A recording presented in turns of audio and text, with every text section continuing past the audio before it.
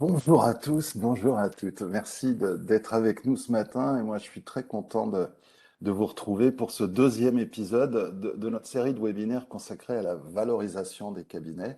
Et quand je pense valorisation, évidemment, je pense valeur et aussi valorisation dans le cadre d'une session ou d'un rapprochement. Alors, quelle est la valeur de son actif professionnel quand on est expert comptable? Comment on peut l'améliorer? Qu'est-ce qui donne finalement vraiment de la valeur à un cabinet en situation de vente? Et surtout, peut-être, qu'est-ce qui va changer demain? Euh, c'est le sujet du jour. Et c'est des sujets sensibles parce qu'après tout, ils touchent quand même au porte-monnaie, indéniablement. Quand on est patron d'entreprise, patron d'un cabinet, son actif professionnel, c'est souvent son premier actif personnel aussi. Alors, pour en débattre, je vous présente mes deux invités en commençant par Laurent Charrier. Laurent Charrier, vous êtes directeur général associé de Vieux-Gouron, qui est un cabinet de conseil en transmission d'entreprise, dont on a récemment célébré le centenaire, il faut le souligner, et un cabinet qui est spécialisé justement dans l'intermédiation entre cabinets d'expertise comptable. Vous réalisez une vingtaine d'opérations chaque année. Bonjour Laurent. Bonjour Thierry, bonjour à tous. Romuald Catoire, vous êtes directeur marketing solutions, expert comptable et TPE, je crois que j'ai rien oublié, hein, chez Cégide. Vous occupiez encore récemment des fonctions de direction chez Serre France et où vous avez participé à plusieurs achats. Et vous avez là-bas aussi organisé la mise en place de l'intelligence artificielle dans différents cabinets. Bonjour Romuald. Bonjour Thierry, bonjour à toutes et bonjour à tous. Quant à moi, je m'appelle Thierry Gilman, je suis journaliste indépendant et je suis en charge des contenus du blog Expert comptable de Cégide. Je ne peux que vous encourager à profiter de l'été pour le parcourir. Il y a beaucoup à trouver. Alors, comment allons-nous aborder le sujet du jour? On va se poser un petit peu sous la forme d'un éditorial la question de où est passé l'argent à la recherche de la valeur perdue. On va se poser la question avec évidemment notre spécialiste, combien vaut un cabinet comptable aujourd'hui et aussi qu'est-ce qui attire les acheteurs. On va essayer de se projeter un petit peu, c'est-à-dire se dire, et le futur alors, comment on le valorise, qu'est-ce que ça vaut? Et finalement, est-ce que la technologie peut participer à créer de la valeur? Alors, vaste programme, donc on va pas traîner, hein, on y va. Romuald, je vous passe la parole pour cet éditorial finalement, à la recherche de la valeur perdue. Merci Thierry. Alors effectivement, vous êtes sans doute au fait de coefficient de valorisation d'un cabinet. Aujourd'hui, le constat qu'on peut faire, c'est que un cabinet peut valoir 80% de son chiffre d'affaires, 100% ou parfois au-delà de 100%, ce qui est un peu plus rare. Mais ça reste finalement un investissement important, mais pas si élevé que ça et pas très cher par rapport à d'autres métiers du conseil ou du service tertiaire plus largement. Alors, est-ce qu'il faut s'en étonner? Est-ce que les investisseurs n'aiment pas l'incertitude et les cabinets finalement d'expertise comptable encore moins? Quand on parle de chiffre d'affaires, on est sur des lettres de mission qui sont tacitement reconduites chaque année, mais qui peuvent à un moment donné ne pas être reconduites. Donc, ça crée effectivement cette forme de complexité.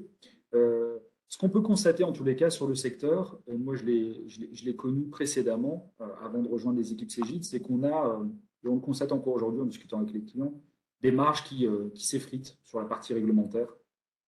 On a face à nous une exigence des clients qui est plus forte. On a aussi une nouvelle concurrence, des néobanques, des startups qui prennent une partie de la chaîne de production euh, avec le pari de proposer des tarifs avantageux.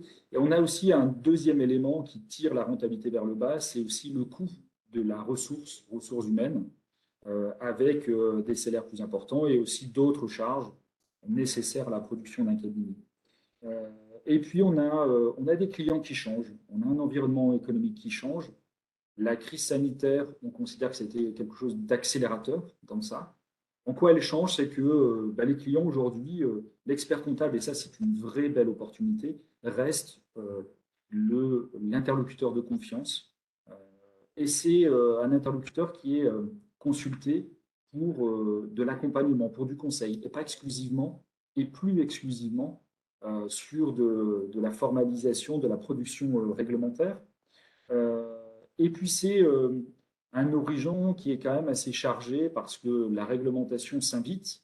Vous connaissez hein, les impacts de la réforme 2024, dont la facture électronique est au cœur, avec aussi une en tous les cas, une préparation des déclarations de TVA, donc avec aussi une partie de l'activité des cabinets qui va s'en trouver directement impactée, certes avec des aspects très positifs, avec toute la difficulté de la collecte aujourd'hui, la facture électronique va aider parce que cette problématique de collecte va disparaître.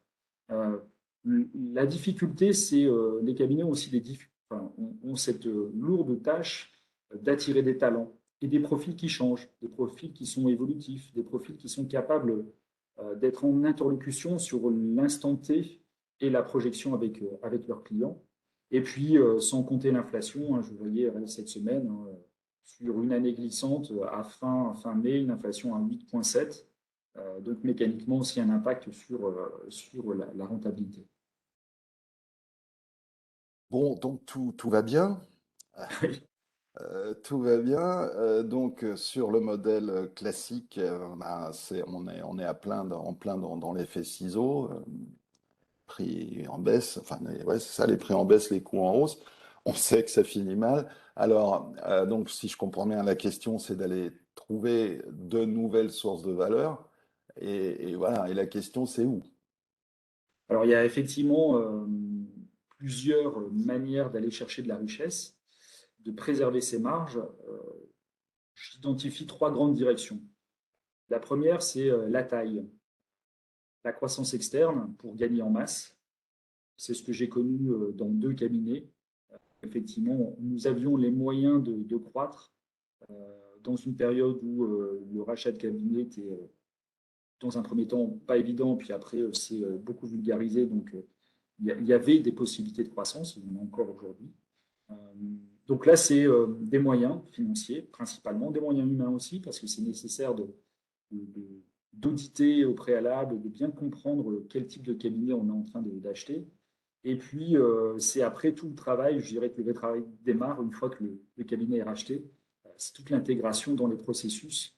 Et ça, c'est une partie très importante et qui consomme beaucoup de temps. L'autre piste, la diversification. Euh, alors, c'est un choix qui n'est plus vraiment un choix, hein. Je parlerai de marche forcée vers le conseil. Parce que si précédemment les grands cabinets pouvaient le faire, si précédemment les plus petits cabinets pouvaient le faire aussi, mais de manière plus discrète, aujourd'hui, clairement, la rentabilité, le taux horaire, quand on est sur des missions d'accompagnement de temps réel, conseil, d'assistance à la décision, on est forcément sur des taux plus rémunérateurs. Euh, le point de difficulté, c'est que dans beaucoup de cabinets encore aujourd'hui, la personne qui est capable de faire ça, c'est l'expert comptable, et l'expert comptable ne peut pas tout faire. D'où la question qu'on évoquait juste avant d'attirer les talents. Et après, la troisième piste, hein, après la taille, la diversification, c'est la technologie. Euh, la technologie, c'est aussi une manière de gagner du temps sur la production réglementaire courante. Euh, c'est pouvoir s'appuyer sur des modules de services de connectés, hein. On parle beaucoup de portail, on parle d'interconnexion entre les clients et vos clients et les cabinets.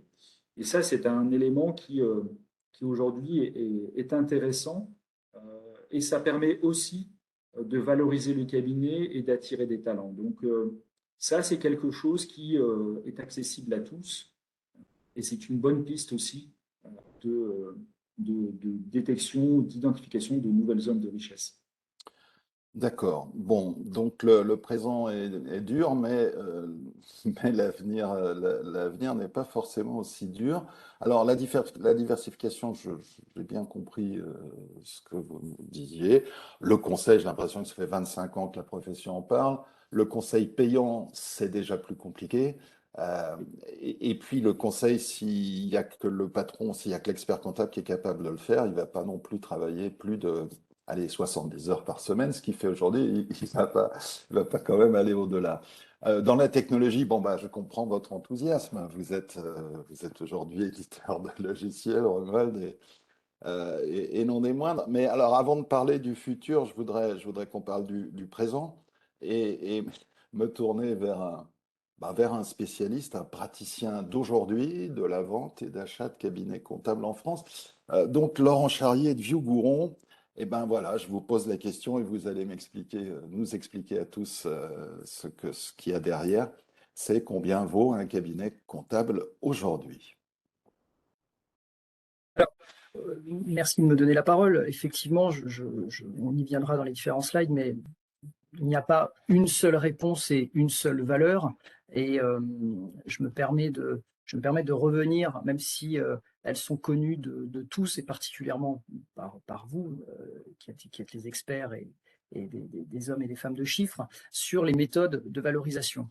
Donc aujourd'hui, on utilise principalement deux méthodes de valorisation dans la profession. Une première qui finalement est basée sur le chiffre d'affaires, qui est donc un coefficient, un multiple du chiffre d'affaires qui permet de revaloriser le cabinet. Alors c'est sûr qu'il y a une étude, et ce qui est racheté, c'est ce qui a été dit tout à l'heure, c'est le récurrent, c'est les lettres de mission. Donc on se base forcément sur le chiffre d'affaires, mais avec effectivement quand même une vérification du fait qui est toute enfin, comment dire, la validation et des contrats et des lettres de mission avec les clients et identifier éventuellement le récurrent, ce qui peut poser et ce qui peut être l'objet d'une première base et d'une première vérification avant d'appliquer un coefficient de revalorisation. Donc ça, je dirais, c'est relativement simple et c'est pour ça qu'on évoque les fameux 0,8, 0,9, 100% du chiffre d'affaires, voire parfois au-delà. Cette méthode, elle est connue de tous, mais elle a forcément ses limites parce qu'elle reste finalement à l'appréciation et très, très aléatoire, ou en tout cas, elle manque de moyens de comparaison. Donc, il y a depuis peu de temps, et c'est ça qui est assez surprenant parce que la profession devrait être rodée ou devrait être un petit peu plus habituée, compte tenu, comme je l'ai dit, du savoir-faire en termes de manipulation des chiffres et de valorisation d'entreprise, à valoriser un cabinet à travers sa rentabilité. C'est ce qui se passe de plus en plus, et c'est de plus en plus admis, c'est de valoriser un cabinet par rapport notamment à l'agrégat qui est le BE, l'excédent brut d'exploitation, parce que c'est un moyen connu et reconnu également dans d'autres domaines pour valoriser les entreprises, parce qu'il permet des retraitements et une simulation de la rentabilité à venir, le plus souvent le retraitement étant celui de la rémunération du dirigeant. Et effectivement, ça permet une projection ou une simulation beaucoup plus évidente sur les capacités de remboursement et surtout d'autofinancement du cabinet. D'accord. Alors, au niveau des chiffres, là, on a préparé cette slide qui reprend des statistiques. Est-ce que vous pouvez nous parler de cette réalité des transactions? Alors, je crois que la source...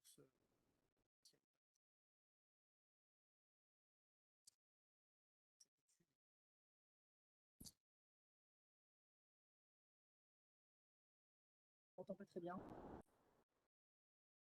Je vais essayer de parler plus fort, pardon.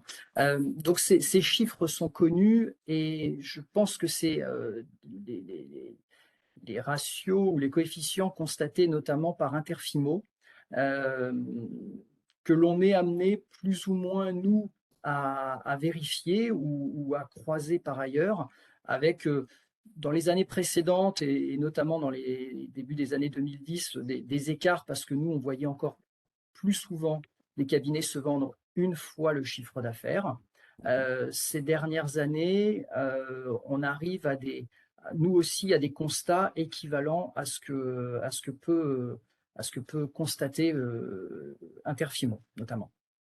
Alors, nous, on s'était fait notre petite analyse en se disant que Interfimo n'a pas en main tous les financements. Toutes les opérations ne passent pas par Interfimo.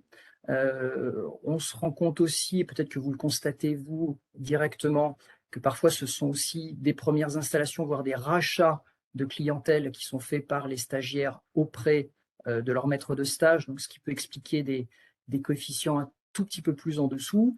Mais voilà, c'est vrai que aujourd'hui, dire que la moyenne d'un cabinet est à peu près à 90% de son chiffre d'affaires, donc 88% comme le dit Interfimo, n'est pas une bêtise. Et effectivement, on revient sur ce qu'on disait tout à l'heure, c'est qu'il y a une certaine corrélation avec les multiples de BE. Et Interfimo dit 3,8. Nous, on voit même parfois, même si c'est exceptionnel, certains cabinets qui sont prêts à financer un cabinet à partir jusqu'à 5 fois le BE, quand notamment cette BE est de 20%, ce qui explique après l'équivalent en termes de coefficient de chiffre d'affaires. Pardon Laurent, quand même, enfin, donc oui, 20, vous dites ça fait 20%, si c'est 5 ans, enfin si c'est 5 fois le cash flow, c'est 20%, mais moi j'ai regardé les chiffres de Xerfi sur la rentabilité moyenne des cabinets, et alors je les ai notés là, en 2018 c'était 9%, EBE sur chiffre d'affaires, bon c'était 12% 10 ans plus tôt, mais ok, on a compris le sens de l'histoire. Donc en fait, les acquéreurs achètent 5 fois la renta, mais ils ont 10 ans pour passer en payback, c'est ça? Ah oui, oui, vous avez raison, la rentabilité se baisse. C'est vrai que un cabinet se tasse, pardon, et un cabinet qui va être prêt à racheter 5 fois le BE, effectivement, va le faire pour récompenser, entre guillemets, un cabinet qui a une rentabilité aujourd'hui presque exceptionnelle, si elle est à 20%. Mais bon, c'est ce qui a fait aussi que ce marché est toujours resté mesuré, sage, c'est qu'il y a toujours eu ce type de calcul. Il n'y a jamais eu d'envolée des prix. Et aujourd'hui, même si les rentabilités se tassent, on voit que ça reste raisonnable et ça permet voilà, d'avoir une vraie projection. Et quand Oui, oui. on a ce Laurent, vous genre. dites c'est très raisonnable. Enfin, moi, je dirais c'est pas cher payé. Enfin, pardon, mais 80 ou 100% du chiffre d'affaires, c'est pas le Pérou, hein. Je veux dire, c'est pas cher un cabinet d'expertise comptable? Ah, c'est pas cher, tout est relatif. C'est sûr que si on le compare avec certains autres marchés ou certaines autres activités, Vous avez un euh, exemple? oui, oui, oh, mais après il suffit de se documenter un petit peu, mais par exemple, dans le domaine de l'administration de biens et des rachats d'activités de gestion locative notamment, on voit que l'activité peut s'acheter 2 fois et demi, voire 3 fois le chiffre d'affaires annuel hors taxe.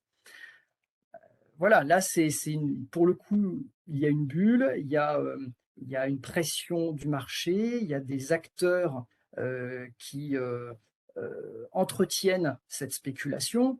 Bon, on le connaît aussi dans d'autres domaines d'activité, hein, sur certaines startups ou domaines d'entreprises de pointe technologique, les rachats sont complètement déconnectés presque de la réalité, je dirais, mais en tout cas de multiples de chiffres d'affaires. Donc, D'accord. voilà. Non, mais c'est vraiment intéressant. Donc, vous me dites, enfin, les gens qui font de l'administration de biens, enfin, qui ont un parc locatif qui gèrent, ils vendent 2 fois et demi ou 3 fois leur chiffre d'affaires.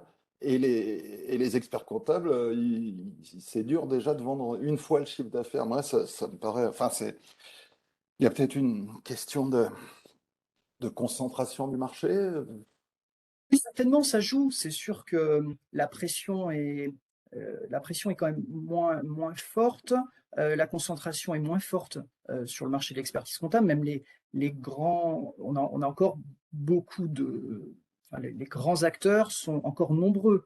Euh, on a des bigs, des grands cabinets nationaux, internationaux, etc. Mais ils sont encore nombreux. Donc, le marché est relativement disparates, il y a des cabinets de toute taille, donc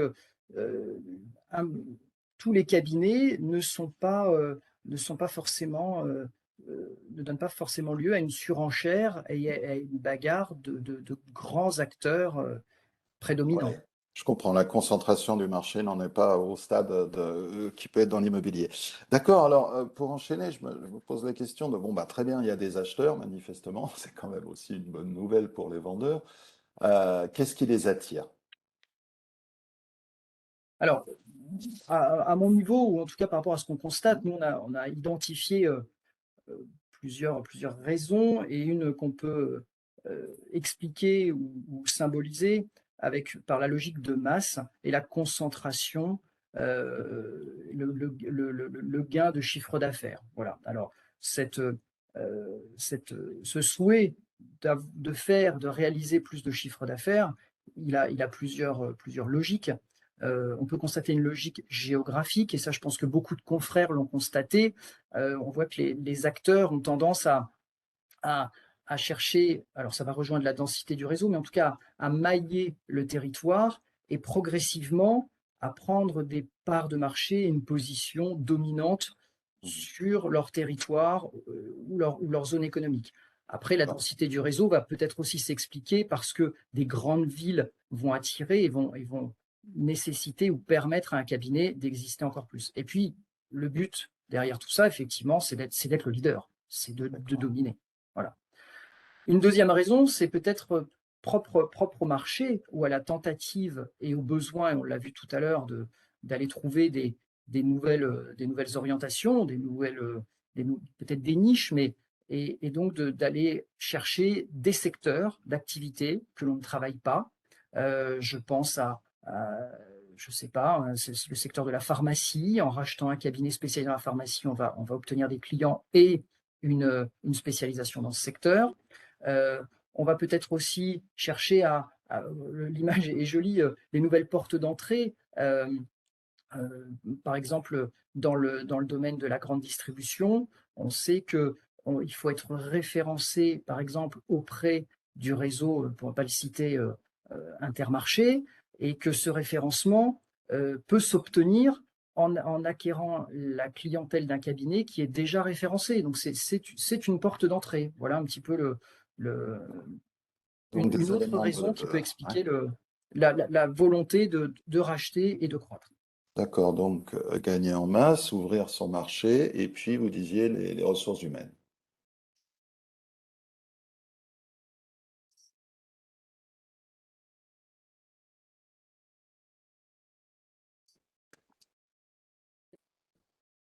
Vous avez un problème de son à nouveau, j'ai l'impression. Oui. Être, ça va être le moyen effectivement de, de, de, de chercher et de conquérir ou de s'approprier des compétences humaines. Peut-être qu'un cabinet va être intéressant à reprendre et à racheter parce qu'il aura des jeunes compétents à profil évolutif, parce que il y aura des stagiaires, il y aura des futurs diplômés. Donc aujourd'hui, cet intérêt et, que peut avoir un cabinet repose de plus en plus sur les hommes et les femmes. D'accord. Romain, est-ce que Romuald, est-ce que vous partagez cette vision, cette analyse, Ben, notamment oui, en matière de ressources humaines, mais d'une manière plus générale? de manière plus générale, mais effectivement, déjà sur les ressources humaines, je pense qu'un élément important, effectivement, il n'y a pas que le chiffre d'affaires qui compte. Euh, pour avoir fait de la croissance externe par le passé, ce qui nous intéressait aussi, c'est pouvoir capter des talents, capter des compétences. Et nous étions attentifs lors de rachat, d'identifier quel était le profil des collaborateurs, l'expérience des collaborateurs dans le cabinet, les missions réalisées, ce qu'ils avaient fait avant d'arriver dans ce cabinet, avec une mesure, moins imparfaite, mais quand même une mesure de l'appétence ou non à la transformation. J'ai l'exemple d'un cabinet qui est intervenu avec nous il n'y a pas si longtemps que ça, hein, dans un webinar sur l'automatisation. Euh, Ce cabinet de Rennes avait réussi à générer en fait de l'attente, c'est-à-dire que ça faisait quelques années qui parlaient de transformation de leur manière de produire. Et pour le coup, quand c'est arrivé, il y avait vraiment cette impatience des collaborateurs à se transformer. Donc, la notion de ressources humaines sur la compétence, le talent et la transformation est importante. Et le talent est important parce que c'est un profil un peu différent on va rechercher, notamment avec l'immédiateté et la comptabilité en temps réel, qui est plutôt de la projection plus que du rétroviseur tel qu'on le connaît. Euh, et évidemment, à un moment donné, moi, ça m'est arrivé de mettre un no-go sur une acquisition parce que nous avions face à nous des collaborateurs euh, très très peu évolutifs qui n'avaient pas, voilà, qui ne s'étaient pas du tout modernisés au fil des années. Et dans ces cas-là, on a préféré, certes, à un prix supérieur. Comme quoi, j'ai la conviction que ces sujets de modernisation, de transformation ont un impact aussi sur la transaction. Nous avons préféré acquérir un cabinet plus cher, mais qui avait, lui, ce démarrage déjà de transformation qui nous garantissait une intégration plus aisée. Pas simple, mais plus aisée. D'accord. Et Laurent, votre avis? Ah oui, je suis tout à fait d'accord. On le constate, nous, aujourd'hui. Les acquéreurs se posent ce genre de questions. C'est sur qui je vais pouvoir m'appuyer pour faire de cette reprise un succès. Euh, donc, si on essaie de rejoindre le fil de notre webinaire, aujourd'hui, mieux valoriser son cabinet, c'est ça, c'est disposer de personnes compétentes, voire de futurs managers. Et je pense que c'est quelque chose qui est difficile, mais qui doit se préparer et qui est crucial de savoir qui pourra prendre le relais, alors seul ou accompagné, et permettre au cabinet qui va racheter de s'assurer de la pérennité de ce cabinet. Oui, Romuald, il y a une recette. Alors, il y a pas une recette. En tous les cas, il y a il y a des choses qui fonctionnent bien.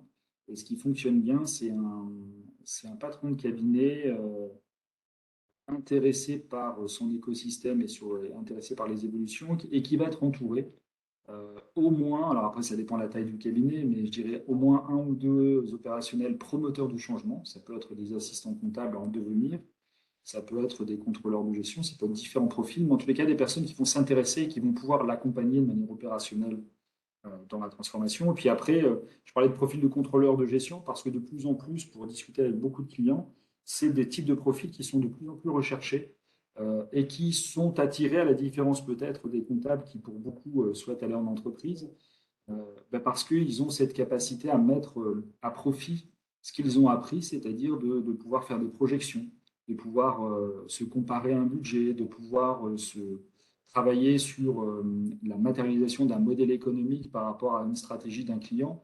Et ça, c'est des choses qui sont nativement, on prépare quand on est contrôleur de gestion et qu'on ne le fait pas forcément quand on est comptable. Donc pour moi, c'est vraiment ce duo gagnant. Je pense que seul un patron de cabinet avant-gardiste ou attentif à la transformation ne peut fonctionner. Et un opérationnel seul non plus, parce qu'il n'a pas le pouvoir de décision. Donc, en tout cas, le facteur que j'ai pu constater qui fonctionnait le mieux, c'était ce duo. Un duo D'accord. gagnant. Très bien. Alors, je voudrais qu'on passe à notre troisième partie j'aimerais bien qu'on parle un peu de demain. C'est-à-dire, ce qui me frappe, c'est qu'on ne parle pas de business plan. Les évaluations, elles sont fondées sur le passé. C'est un peu le syndrome du rétroviseur qu'on reprochait en permanence aux comptables. Et puis voilà que ça recommence. Donc, je ne sais pas, est-ce que ça va bouger? Est-ce que c'est une maladie? Laurent Charrier, quel est votre avis? Non, non, c'est sûr qu'aujourd'hui, c'est paradoxal. Pour évaluer un cabinet, on regarde on regarde le passé. Moi, je pense que ça va changer parce que, on l'a évoqué, il y a d'autres secteurs d'activité, typiquement les startups, où c'est une valorisation uniquement sur un business plan, un business model qui parfois n'existe pas réellement. Alors qu'en cabinet, il y a quand même des éléments tangibles qui permettraient de donner une valeur au cabinet. On l'a dit, les ressources humaines, pour être très concret, aujourd'hui des collaborateurs comptables de saisie. Ce sont des personnes compétentes, il n'y a pas de doute, mais est-ce qu'il ne faut pas regarder aussi leur profil et leur évolution? Est-ce qu'on ne pourrait pas mieux valoriser, par exemple, un cabinet qui a déjà intégré des personnes évolutives, gestionnaires de données, intégrateurs de données, capables de mieux manipuler les outils informatiques, les logiciels, et cetera? C'est ça finalement qu'il faudrait regarder pour, heu, pour évaluer au mieux. Oui, c'est ça, c'est paradoxal, vous avez dit le mot, c'est-à-dire que heu tout change. On a dit les clients, la réglementation, l'intelligence artificielle, tout changerait, sauf le mode de valorisation des cabinets. C'est vrai que j'ai du mal à le croire, mais euh, peut-être Romuald, c'est quoi? Qu'est-ce que ça change? Ben, qu'est-ce que ça change? On commence à voir effectivement, déjà, une première chose, c'est que tous les experts comptables sont pas égaux, ils n'ont pas besoin des mêmes choses et ont des stratégies différentes. C'est pas forcément quelque chose qu'on avait en tête avant. Euh, Dans tous les cas, ce qu'on constate, c'est que quand bien même la stratégie du cabinet, détaillée, pas détaillée, formalisée, pas formalisée, partagée, pas partagée, le progrès s'est invité en fait dans cette valorisation. Euh, Aujourd'hui, on a des métiers qui changent. Avant, on parlait beaucoup d'assistants comptables. J'ai du retard en saisie. Je dois aller collecter les informations chez mon client. Aujourd'hui, ben, on a des moyens de s'interfacer pour collecter de manière plus automatisée les documents. Donc, ça enlève beaucoup de problématiques. Dans 2 ans, la facture électronique va enlever ce sujet-là de la collecte. Euh, Aujourd'hui, j'ai plutôt, dans certains cabinets, des profils de gestionnaires de flux, c'est-à-dire des collaborateurs qui vont s'assurer que les flux à comptabiliser se déversent bien, arrivent bien au cabinet, et ce sont des robots de l'intelligence artificielle qui vont prendre le relais et qui vont réaliser de la saisie. Alors la saisie, qu'on soit pour ou qu'on soit contre, hein, la robotisation, c'est des points qu'on a déjà évoqués dans d'autres webinaires, c'est tout simplement c'est quelque chose qui va plus vite et qui fait moins d'erreurs. Et qui, quand il fait des erreurs, c'est souvent des choses qu'on lui a apprises et mal apprises. Donc, il y a ces 2 éléments-là qui sont extrêmement importants. Puis après, autour de ça, on a aussi, vous avez, vous, en tant que cabinet, des clients qui vous demandent de pouvoir intégrer un écosystème autour de ça, d'ouvrir en fait un certain nombre d'applications, enfin, vos applications, on va dire maîtres, cœur de métier, à des applications tierces qui vont rendre des services qui peuvent toucher à de la gestion interne, qui peuvent toucher à de la gestion de patrimoine, pourquoi pas, qui peuvent toucher également à des outils d'intégration de notes de frais. Et donc, il y a vraiment plein de choses qui s'intègrent de cette manière-là. Et c'est en ça où on a une vraie différence. Alors après, on reste dans le domaine de l'expertise comptable, c'est-à-dire que ce qui est rassurant, c'est de regarder la performance passée, c'est de regarder le patrimoine du cabinet. Mais comme le disent les financiers, hein, les performances passées ne préjugent pas des performances futures. Et on est à un moment où il y a tellement de changements que acheter aussi un cabinet, pour certains, c'est aller chercher des ressources qu'ils ne peuvent pas capter sur le marché parce que finalement, ben, ça résout le problème, en tout cas un des problèmes qui est de recruter. Aujourd'hui, c'est un vrai problème. Et puis, certains, en fait, vont aller sur le marché, ils vont prendre un risque, parce qu'à un moment donné, on sait qu'il y a certains cabinets qui sont très liés à l'expert comptable, et du jour au lendemain, ben, l'expert comptable n'est plus présent auprès des clients, et au bout d'un an, il y a un certain nombre de dossiers qui peuvent sortir parce que les cabinets s'y retrouvent, enfin, les clients du cabinet ne s'y retrouvent pas. Euh, alors, Euh, après, oui, pardon, oui, Thierry. donc ça veut dire que, bon, ça veut dire que pour vous, finalement, à un moment donné, la valorisation du cabinet telle qu'elle est pratiquée aujourd'hui va plus avoir tellement de sens, au fond. Non, ça va beaucoup changer les choses. Et puis, on est dans un dispositif où la robotisation s'est largement invitée sur la chaîne de production. Et je pense que ça sera certainement on vit un moment un peu compliqué sur la rentabilité des cabinets, mais que moi, j'ai grande confiance dans les cabinets, et on le voit, on a pas mal d'exemples autour de nous, chez Cégide, à cette capacité à s'adapter. Euh, et ça ne sera que bénéfique parce qu'on est en train de finalement de faire gagner du temps sur des choses qui sont à plus faible valeur ajoutée pour dégager du temps sur des choses pour lesquelles les clients sont prêts à payer. parce qu'ils ont besoin d'avoir, et je pense pas que, mais je pense notamment aux petites entreprises pour qui l'expert comptable est le confident, parfois aussi la personne auprès de qui le client se défoule, mais en tous les cas, ça reste l'interlocuteur qui va être capable de l'accompagner.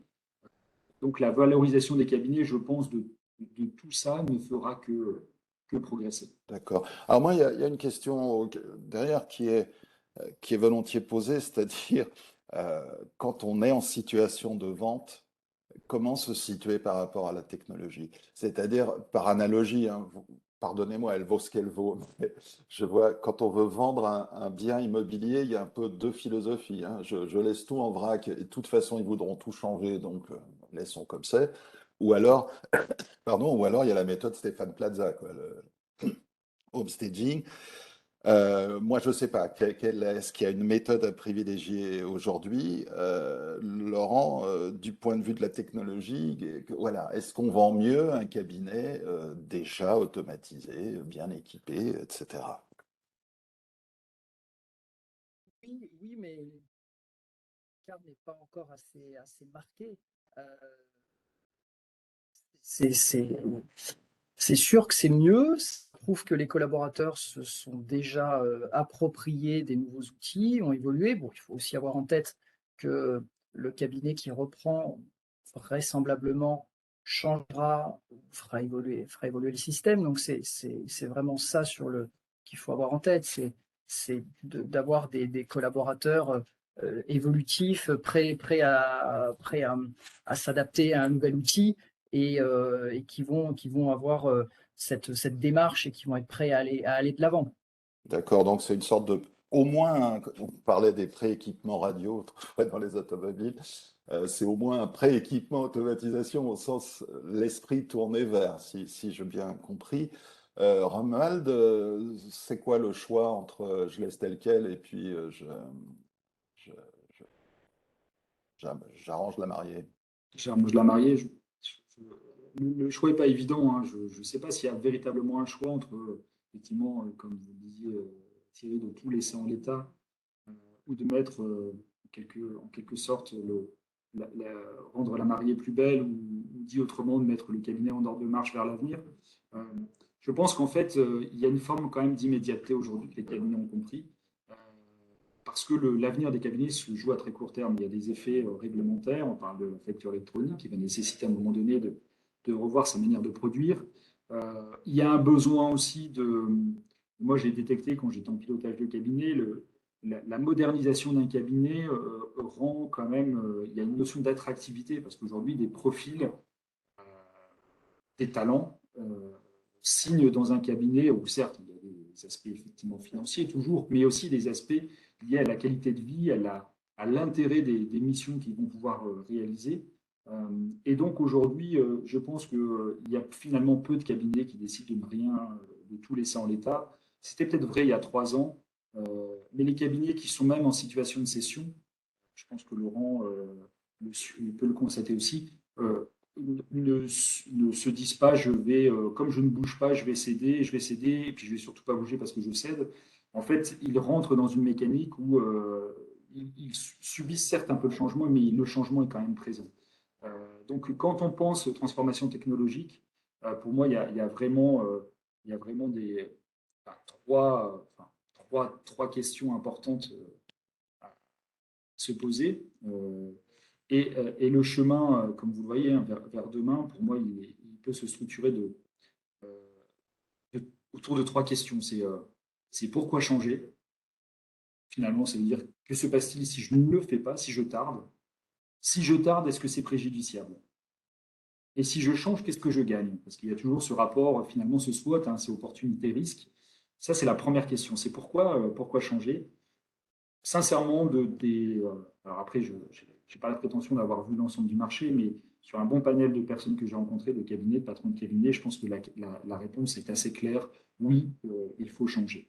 On l'a déjà fait par le passé, là, ça s'accélère, mais oui, il faut changer. La deuxième question, qui est un peu moins évidente, très honnêtement, à laquelle on essaye d'apporter les meilleures réponses pour accompagner les cabinets, c'est pourquoi changer maintenant? Qu'est-ce qui crée cette immédiateté? Pourquoi le faire maintenant et quel est le risque de ne pas le faire? Le faire maintenant, c'est de me préparer, c'est d'améliorer ma rentabilité, c'est une meilleure valorisation, c'est une rentabilité supérieure. On voyait précédemment, enfin un peu plus haut, on parlait de rentabilité des plus gros cabinets qui sont proches de 20%, d'autres sont à 10%. Finalement, est-ce que ça va m'aider à être plus rentable? Et puis surtout, est-ce que ça va m'aider à résoudre un problème qui pour moi est loin d'être court terme, pour le coup, c'est l'attractivité des ressources et les besoins en ressources humaines, avec en plus des profils qui sont quand même des profils assez différents. Et puis après, c'est de se dire, une fois que j'ai décidé de changer, l'autre question que je vais me poser, et moi je me la suis posée quand j'étais à votre place, hein, patron de cabinet, c'était quel partenaire je vais choisir. Est-ce que je vais choisir la carte du partenaire, nouveau partenaire, start-up? Est-ce que je vais choisir la carte du leader, de la solidité, de la pérennité? Je vais me poser un certain nombre de questions. Et finalement, moi, je sais que les choix que j'ai pu faire à ce moment-là, ce sont des choix de qui est celui qui a compris ce que je vivais. Parce que vous avez beaucoup d'éditeurs qui vous expliquent ce qu'il faut faire. C'est tellement plus facile de dire aux autres comment faire, sachant que nous-mêmes, on se transforme. Hein, on a bien compris que notre métier d'éditeur évolue. Ce qui est intéressant, c'est de partager une situation de marché, de partager ce que vit le cabinet, de se dire finalement, est-ce qu'on n'a pas intérêt à travailler ensemble, à avancer ensemble. Ça, finalement, c'est les trois questions qui sont vraiment essentielles. Et je pense que les deux dernières sont des questions sur lesquelles moi, je sais que c'est finalement un peu mon quotidien aujourd'hui. Très bien, ben, merci beaucoup. Bon, je suis sûr que vous avez un grand éditeur en tête quand vous posez la question comment choisir son partenaire. C'est bien normal. Je pense. Merci beaucoup à tous les deux. C'est intéressant de croiser vos points de vue. J'aimerais qu'on passe aux questions des participants. Alors, moi, j'en ai une première qui est pour Laurent, je pense. Quel est le profil des acheteurs en ce moment? Multiples. Aujourd'hui, un confrère, on va dire indépendant, euh, motivé en pleine force de l'âge, nous sollicite, est prêt à racheter une clientèle, un cabinet, tout comme un confrère ou des associés d'un cabinet un peu plus structuré jusqu'aux grands groupes nationaux, internationaux. Donc le marché est porteur. D'accord. Euh, Karim, vous êtes avec nous. Je sais que vous avez la main sur les questions. Euh, non, d'accord. Alors, attendez, faut qu'on ouvre les choses. Je voudrais revenir sur un point que vous avez abordé tous les deux tout à l'heure.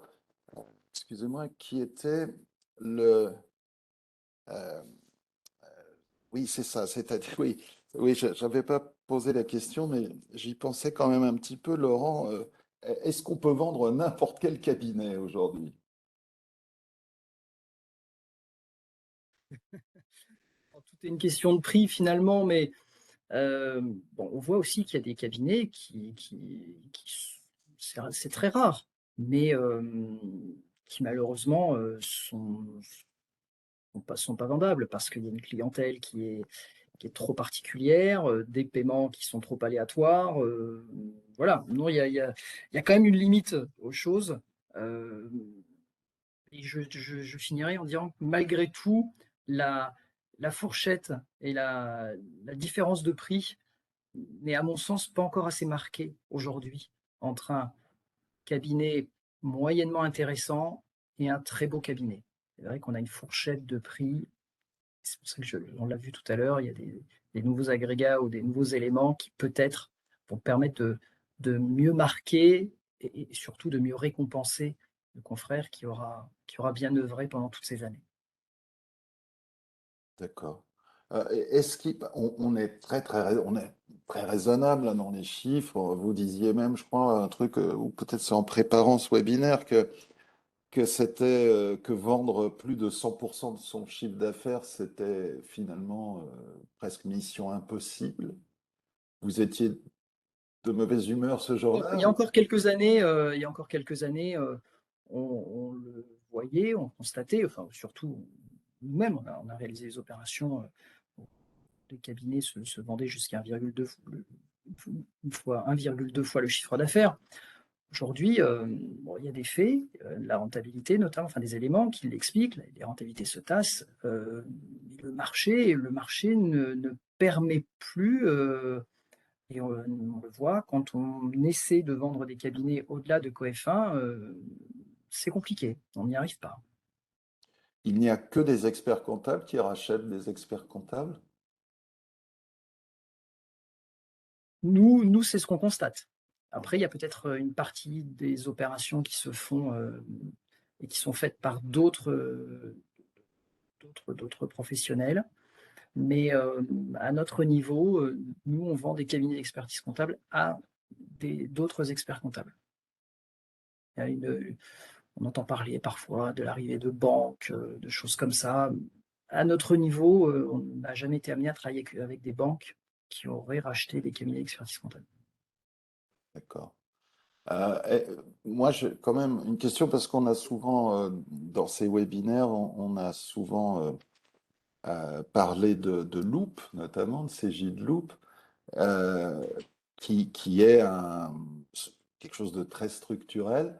Mais dans la gamme, j'ai compris qu'il y avait un autre outil d'intelligence artificielle dont le nom m'échappe, mais Romuald, je suis sûr Oui, qu'il le connaît bien. oui, voilà, c'est Gilles Conciliator, ouais, effectivement. Conciliator et qui permettait d'automatiser un certain nombre de choses, enfin de faire une partie de son retard sans non plus trop s'engager. Enfin, est-ce que je dis une ânerie Non, non, c'est en fait c'est une solution.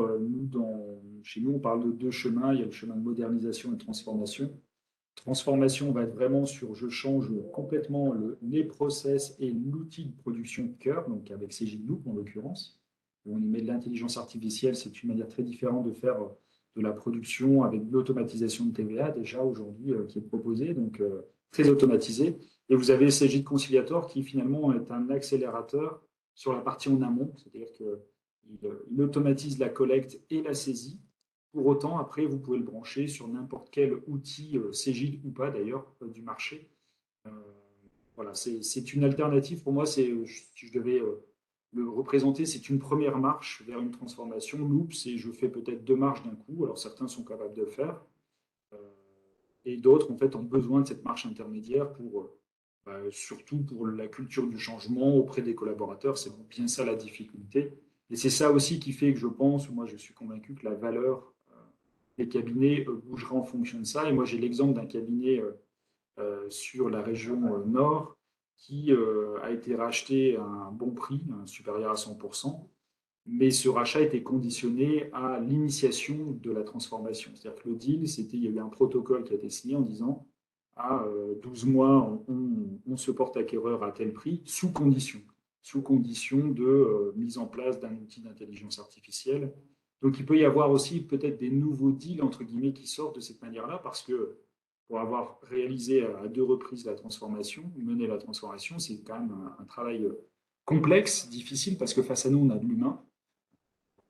Brancher un outil, c'est pas très compliqué, mais après, transformer la manière de faire des collaborateurs, c'est bien autre chose. Donc, peut-être que demain, alors c'est un seul exemple que j'ai à partager, mais peut-être que demain, nous aurons ce type de différenciateur entre le deal prévu dans un an ou dans un an et demi, sous condition d'avoir enclenché quelque chose, d'avoir changé d'outil de production parce que moi, j'ai tel outil de production et je souhaite que vous puissiez déjà changer en amont. Montrez-moi que vous êtes capable de le faire et je m'engage à vous racheter à ce prix-là.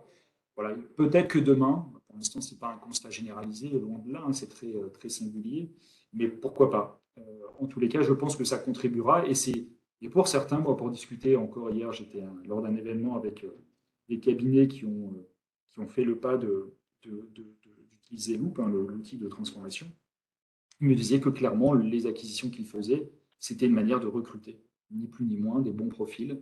Et que finalement, ce qu'ils regardaient dans l'acquisition d'un cabinet, c'est avant tout, avant les outils, avant les process, avant la valeur du cabinet, les lettres de mission, c'est déjà la composition et les profils des collaborateurs. Et c'est une manière un peu détournée d'aller finalement de ne pas passer par un process de recrutement où là, c'est très fastidieux. Et vous avez aujourd'hui des comptables qui sont appelés au moins une fois par semaine pour être débauchés. D'accord. Bon, bah, plus il y a de robots, plus la dimension humaine est importante, Oui, si je c'est vrai. comprends bien. C'est On complètement n'est ça. pas un paradoxe près. Je vous remercie infiniment tous les deux d'être venus ce matin et à tous et toutes qui étaient avec nous.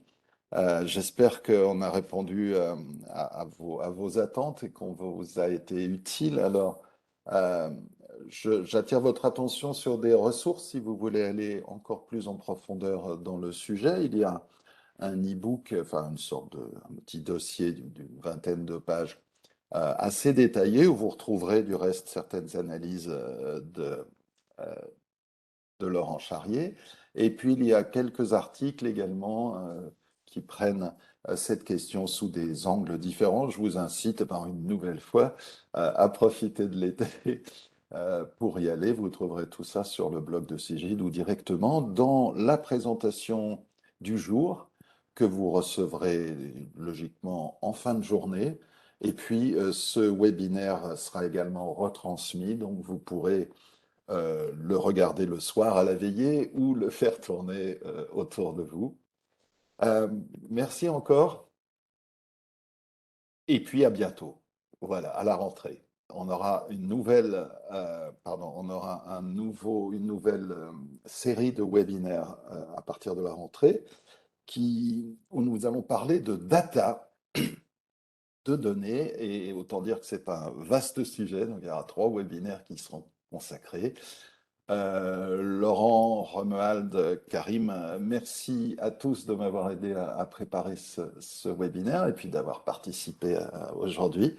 Bon été et puis à bientôt sur le blog de Cégide. Au revoir à toutes, au revoir à tous.